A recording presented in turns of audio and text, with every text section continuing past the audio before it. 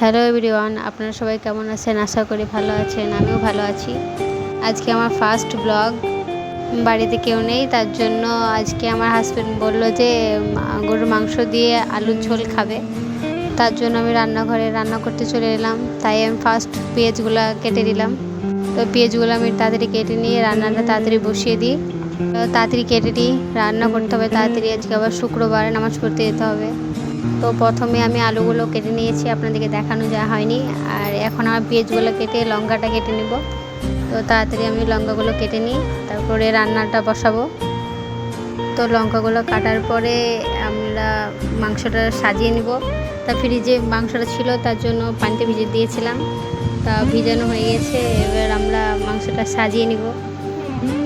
তো প্রথমে পেঁয়াজ দিয়ে দেবো, কাঁচা লঙ্কা, তো মশলা সব দিয়ে দেবো। প্রথমে দেবো লঙ্কা গুঁড়ো, হলুদ গুঁড়ো, ধনে গুঁড়ো আর লবণ দিয়ে দিলাম। তারপরে তেল দিয়ে দেবো। তো একটু কম হয়ে গেছে, তা আর একটু দিই। তারপরে আদা রসুনের পেস্ট, তারপরে এটা ভালো করে মাখিয়ে নিয়ে নেব। তো তাড়াতাড়ি করে মাখিয়ে নিই, রান্নাটা বসাতে হবে, অনেক টাইম হয়ে গেছে। একটু জল দিয়ে বসিয়ে দিলাম। তো এখন গ্যাসে বসিয়ে দিলাম, আস্তে আস্তে কষিয়ে নিব এটাকে। দেখছেন কালারটা কত সুন্দর এসেছে। তো একটু নাড়াচাড়া করব। তো মাংসটা অনেকটাই কষানো হয়ে গেছে। একটু একটু জল দেবো, জল দিয়ে আর একটু ভালো করে কষিয়ে নিয়ে তারপর আলু দিয়ে দেবো।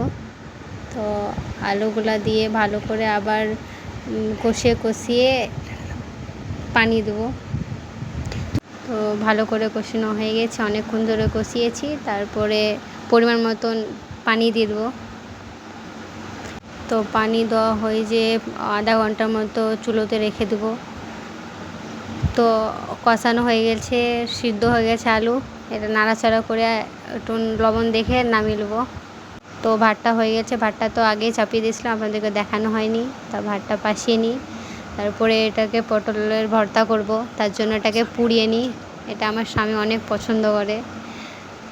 তো এটাকে ভালো করে পুড়িয়ে নিব, এপিট এপিট করে পুড়িয়ে নেব আমরা। তো তাড়াতাড়ি করে পুড়িয়ে নিই, এখনও আরও দুটো আছে। তো দুটো হয়ে গেছে। এই দুটোকে পুড়িয়ে নেওয়ার পরে আবার বাদাম বাটবো। তো আমার 4টে পটল পোড়া হয়ে গেছে।